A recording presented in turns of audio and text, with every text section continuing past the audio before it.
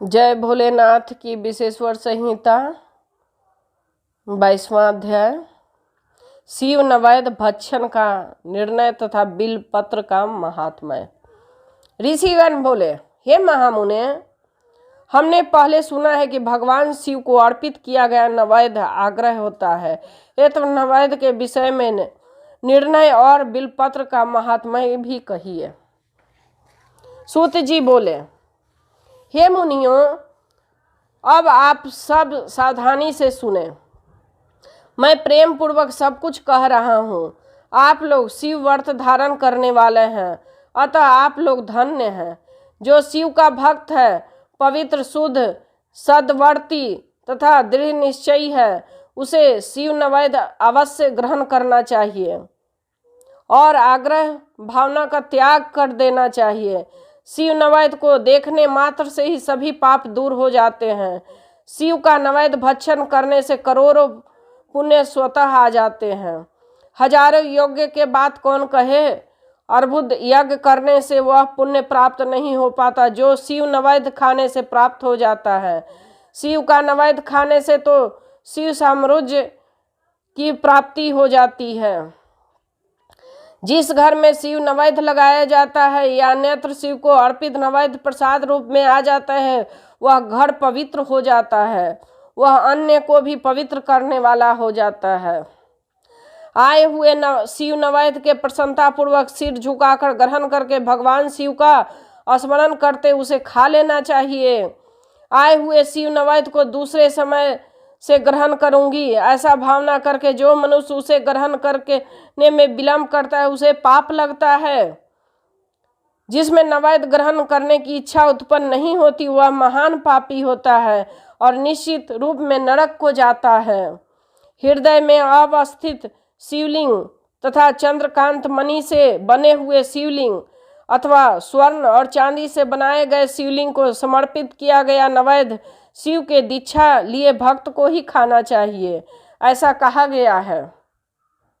इतना ही नहीं, शिव दीक्षित भक्त समस्त शिवलिंगों के लिए समर्पित महाप्रसाद शुभ शिव नवैध ही खा सकता है। जिन मनुष्य अन्य देवों की दीक्षा ली है और शिव भक्ति के अनुरक्त रहते हैं, उन्हें किसी शिव नवैध के भक्षण विषयों में निर्णय को प्रेम पूर्वक आप सब सुने।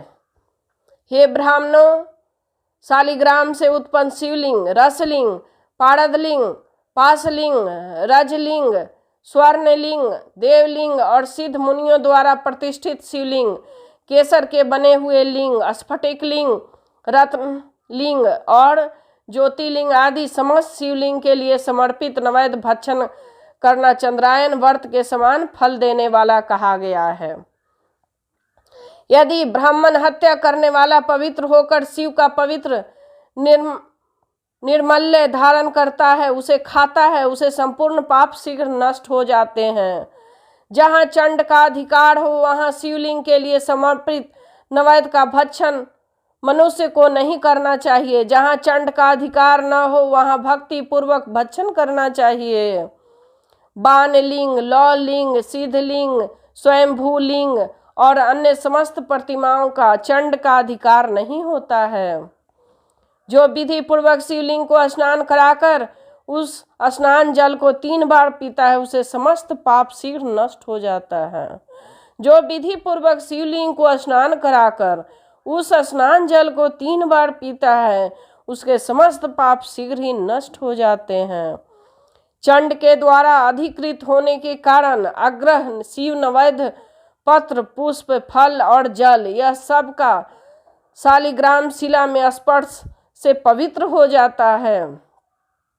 हे मुनीश्वरों, शिवलिंग के ऊपर जो द्रव्य चढ़ाया जाता है वह आग्रह है। जो लिंग के स्पर्श से बाहर है उसे अत्यंत पवित्र जानना चाहिए। हे मुनि श्रेष्ठ, जिस प्रकार शिव नवैध का निर्णय कह दिया, अब आप सब सावधानी से बिल पत्र के महात्म्य को आदर पूर्वक सुनिए। बिल पत्र, बिल्व वृक्ष तो महादेव स्वरूप ही है। देवों के द्वारा भी इसकी स्तुति की गई है, अतः किसी प्रकार से उसकी महिमा कैसे जाना जा सकता है। संसार में जितने भी प्रसिद्ध तीर्थ हैं वे सब तीर्थ बिल्व के मूल के निवास करते हैं। संसार में जितने भी प्रसिद्ध तीर्थ हैं वो सब बेल के पेड़ के नीचे रहते हैं। जो पुण्यात्मा बिल वृक्ष के मूल में लिंग रूपी अवयव भगवान महादेव की पूजा करता है वह निश्चित रूप से शिव को प्राप्त कर लेता है। जो प्राणी बिल्व वृक्ष के मूल में शिव जी को मस्तक पर अभिषेक करता है वह समस्त तीर्थों का स्नान करने का फल प्राप्त कर पृथ्वी में पवित्र हो जाता है। इस बिल्व वृक्ष के मूल में बने हुए उत्तम थाले जल में परिपूर्ण देखकर भगवान शिव अत्यंत प्रसन्न हो जाते हैं। जो व्यक्ति गंध पुष्पादि से बिल्व वृक्ष मूल का पूजन करता है वह शिवलोक को प्राप्त करता है। उसके संतान सुख की अभिवृद्धि होती है। जो मनुष्य बिल के वृक्ष के रूप में आदर पूर्वक दीपमाला दान करता है वह तत्व ज्ञान से संपन्न होकर महादेव के सानिध्य को प्राप्त हो जाता है।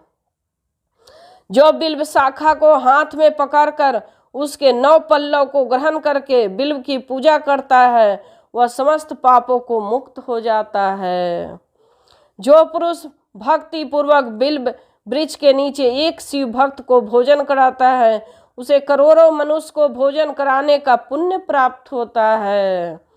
जो बिल्व वृक्ष के नीचे दूध घी युक्त अन्न शिव भक्त को प्रदान करता है वह दरिद्र नहीं रह जाता है। हे ब्राह्मणों, इस प्रकार मैंने सांगोपांग शिवलिंग की पूजन विधान को कह दिया। इससे प्रवृत्ति और निर्वृत्तियों के लिए 2 भेद हैं।